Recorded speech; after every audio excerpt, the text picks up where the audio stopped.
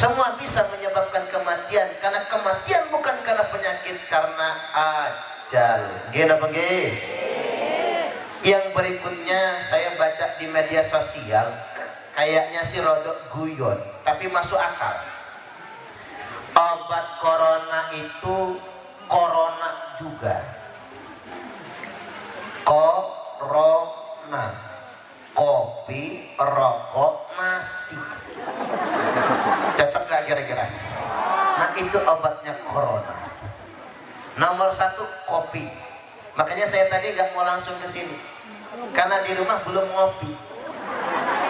Saya mampir dulu di sana, kok nggak dikasih kopi. Alhamdulillahnya Mbah Miskun ngode, ombiannya mana ini? Akhirnya Ustadz Gatot nanya, mau minum apa? Kopi, kata saya, karena kopi obat corona. Begitu keluar kopi langsung minta sendok, tak seduh, langsung habis. Kalau dipikir-pikir masuk akal. Karena begini Bapak Ibu, saya pernah dapat saran, kopi itu untuk membunuh bakteri. Kopi itu antioksidannya tinggi. Kalau kena demam flu, itu kan virus tuh. Kena demam flu, kita panas, sudah sakit di kepala depan, hidung sudah mulai bampet, bikin kopi mendidih di kompor gas. Airnya jangan air termos, air yang mendidih itu tuangkan ke gelas, kopi asli kayak tadi, diaduk, boleh pakai gula, tidak jadi masalah. Langsung diminum pakai sendok, jangan langsung diminum pakai gelas, gosong. Diminum pakai sendok, langsung habis, sama ampas-ampasnya. Setengah jam kemudian, 30 menit kemudian Mbak, bikin kopi yang sama, langsung diminum pakai sendok, dihabiskan lagi. Habis itu langsung beser, pilek demamnya langsung sembuh. Jadi yang kena demam flu gak usah panik, bukan corona, langsung minum kopi. Jadi kopi salah satu obat yang dimungkinkan anti corona. Yang nomor 2, rokok. Jangan pengen ngudut, monggo Pak. Yang pengen ngudut, monggo ngudut. Yang bawa rokok, yang nggak bawa rokok minta temennya. Temannya nggak punya, asam sampai pulang kasai mendengarkan ceramah. Soalnya begini Bapak Ibu rahimakumullah, rokok itu kalau hukumnya cuma khilafiyah. Kalau kata Muhammadiyah, rokok itu haram. Makanya jenengan kalau masih pengen ngudut jangan ikut Muhammadiyah, haram nanti. Setuju gak kira-kira? Oh kata Muhammadiyah rokok haram, makanya saya bingung, ketua ranting Muhammadiyah ngudut. Salah kata saya, masuk NU aja biar halal. Kalau kata NU maksimal hukum rokok itu makruh. Kalau kata tetangga saya, hukum rokok itu sunnah, susah nahan. Itu hukum masing-masing. Ternyata benar, ini kata dokter Bapak Ibu, asam rokok itu punya kemampuan mengikat bakteri. Itu asam rokok. Makanya rokok direkomendasikan di Amerika Serikat pencegah corona sekarang. Nah lu yang mengharamkan rokok, ternyata rokok itu asapnya bisa mencegah corona. Dan tembakau Indonesia, saya ingatkan, tembakau Indonesia adalah tembakau yang paling baik untuk membunuh virus corona. Ibu-ibu ngudut semua nanti Pak. Tekor beli rokok mahal sekarang. Makanya boleh di rumah itu Bapak Ibu, tembakau dibakar saja, ngasep. Nah kalau nggak mau cari rokok, pakai menyan Nabi, dupa Nabi, dupa Arab Pak, yang biasa dipakai orang-orang Arab, para habaib begitu. Menyan Nabi itu dibakar di rumah, asapnya itu penting sekali untuk mengikat bakteri. Tapi jangan menyan Jawa ya Pak. Kalau menyan Jawa demit sama genderuwo yang datang, takut kuntilanak masuk rumah nantinya. Rokok. Kemudian yang berikutnya nasi. makan yang banyak. Berhenti dulu dietnya ya Bu ya. Makan yang banyak, stamina harus kuat. Tak pikir-pikir benar, kopi, rokok, nasi. Tapi sekarang jahil dulu lah, ngopinya sudah soal. Baik Bapak Ibu rahimakumullah, pada kesempatan kali ini kita memperingati Isra wal Mi'raj Nabiullah Muhammad sallallahu alaihi wasallam. Saya tiap kali ke Pancasila, ada berapa kali pas rejeban terus. Jadi membahasnya Isra Mi'raj terus. Jadi untuk hari ini kita tidak membahas perjalanan Isra wal Mi'raj, tapi saya akan menyampaikan asyaratun nafarin, tentang 10 golongan manusia yang Allah tidak menerima sholatnya. Kok serem banget ya judulnya. 10 golongan manusia yang tidak diterima sholatnya. Judulnya serem, mudah-mudahan isinya tidak. Pengen tahu tidak? Pengen tahu nggak Bu? Pengen tahu aja apa tahu banget? Banget. 10 golongan. 1. Rajulun shalla wahidan bi ghairi qiraah. Yang tidak diterima sholatnya itu seseorang yang sholatnya sendirian dan tidak membaca apa-apa. Ya iyalah, masa iya dong. Makanya kita ini kudu berjamaah sholatnya. Karena kalau berjamaah itu walaupun bacaannya kurang, ikut imam. Apalagi mu'allaf Pak, Fatihah saja belum hafal, mending ikut imam. Itulah enaknya jadi makmum. Semua kurangnya makmum dicukupkan oleh imam. Yang gak enak jadi imam, salahnya imam tanggung sendiri. Kalau salahnya makmum, imam yang mencukupkan. Makanya salat mesti berjamaah. Ya kalau kita ngomong Isra wal Mi'raj, ya inti Isra wal Mi'raj kan menjaga 5 waktu sholat. Karena memang janji Allah waktu Mi'raj sama Nabi kita, annahu man hafadha alaihinna liwaqtihinna adkhaltuhul jannah. Sesungguhnya barang siapa yang menjaga 5 waktu sholatnya pada waktu-waktunya, aku masukkan ke dalam surga. Sesuai dengan tema kita, menjaga 5 waktu sholat. Tapi sebaliknya barang siapa yang tidak menjaga sholatnya, Allah gak janji apa-apa.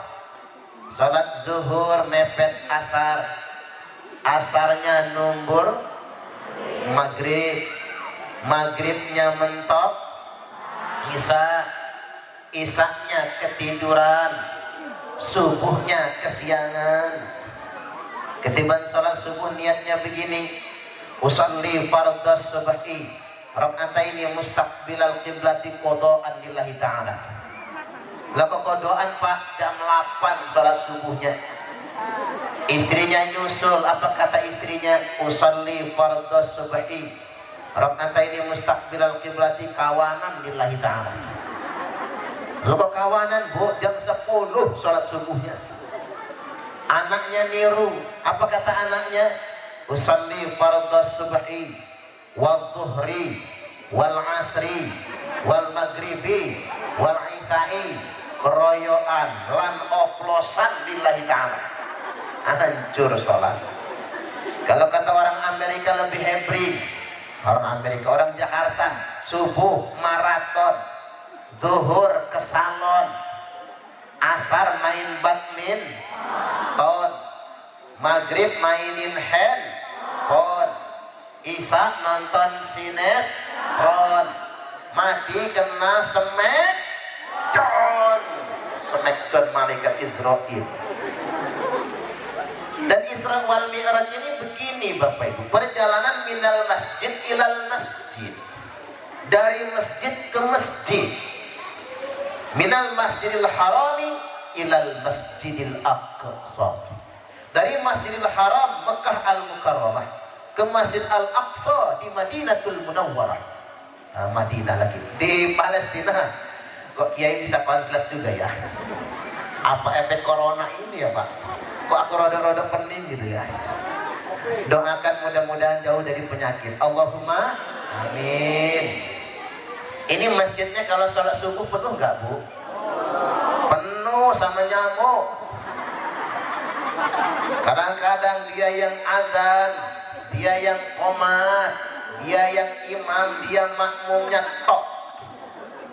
Saya kasih tahu sama jenengan Pak, kalau masjid kita tinggal, yang isinya sedikit, nanti aliran aneh masuk ke sini. Kalau sudah menguasai masjid, kita susah untuk ngegesernya. Itu Pak, aliran-aliran yang aneh-aneh yang suka menyalah-nyalahkan orang. Maka mau tidak mau kita yang harus memakmurkan masjid. Gak apa gak? Ya Pak ya. Jangan sampai masjid sepi. Begitu sudah dikuasai orang asing, kita baru panik. Kadang-kadang di kampung kan begitu.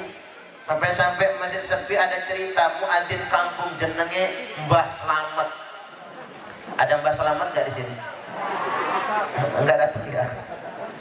Mbah Slamet muadzin kampung, azan jam 11 malam.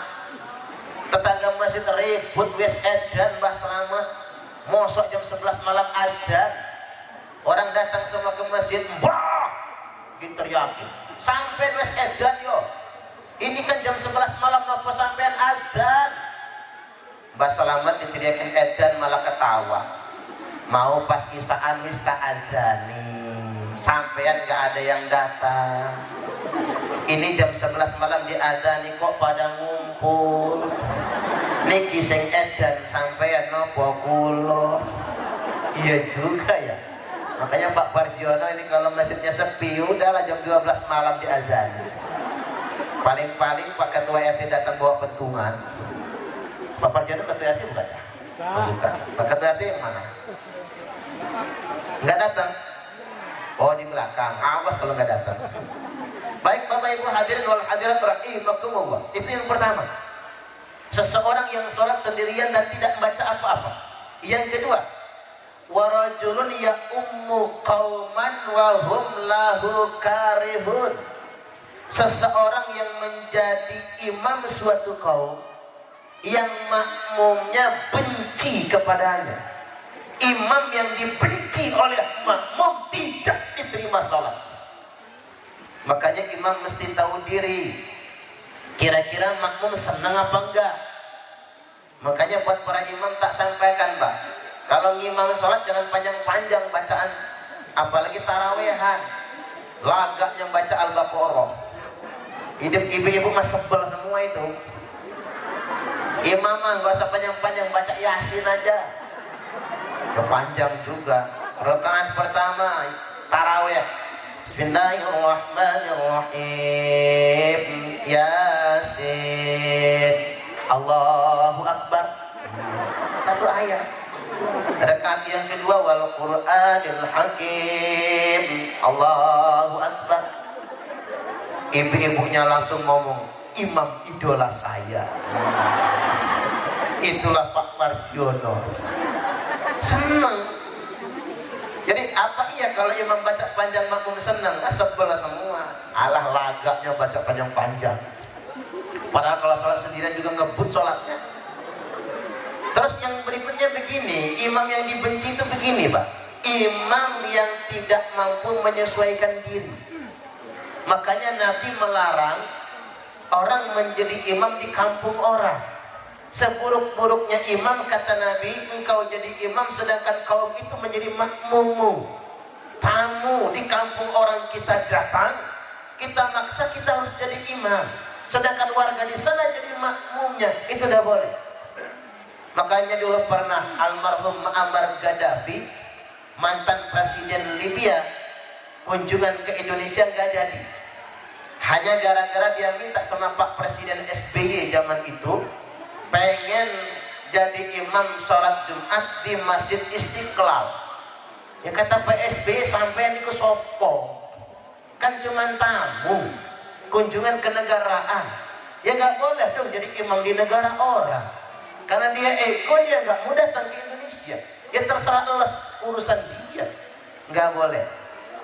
Jadi imam kamu tidak boleh kecuali jelas orangnya. Emang kiai kita belajar sama dia, sangat keilmuan kita dengannya. Nggak ada yang pantas jadi imam kecuali cuman beliau. Monggo kerso silakan.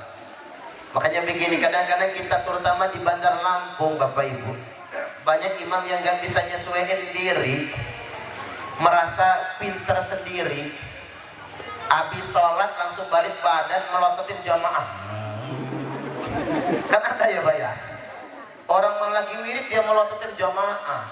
Saya dipelototin kayak gitu mah risih lagi wiridan. Kadang-kadang sedemikian rupa nggak mampu nyesuaiin diri. Makanya begini, fikih itu mengamalkan begini, di mana bumi dipijak, di situ langit dijunjung. Lain ladang, lain belalang, lain lubuk, lain ikannya. Kalau madzhab fikih itu macam-macam, itu namanya khilafiyah. Saya ambil contoh Bapak Ibu, nunjuk saja dalam sholat, madhab Hanafi, nunjuk itu begini, la ilaha illallah turun lagi, nggak digenggam Pak. Makanya kalau jenengan lihat ada orang jaulak dari Pakistan, India, lagi jaulak keliling di Indonesia, lihat cara sholatnya. Mereka bermadhab Hanafi. Di India monggo kerso silahkan. Cuman dia nggak bisa jadi imam di negara kita, karena madhab dia Hanafi. Harus menyesuaikan dengan makmum yang rata-rata bermadhab Syafi'i. Kalau madhab Syafi'i, illallah ngangkat, pas isbat ngangkat. Ini kita madhab Syafi'i. Karena NU itu bermadhab Syafi'i. Kemudian yang ketiga Imam Hambali, dari atahiyat udah diangkat, twing dari atahiyat. Yang nomor 4 madhab Maliki diangkat digoyang kanan kiri, tak tak tak tak tak tak tak, tak. Itu madhab Maliki. Belakangan ada yang atas bawah, twing twing twing twing twing twing. Lalu ada atas bawah kiri kanan muter, wong wong wong wong wong wong. Nah yang kayak gini ini mesti di mana bumi dipijak, di situ langit dijunjung. Jangan kayak teman saya pulang merantau ke kota, begitu pulang kampung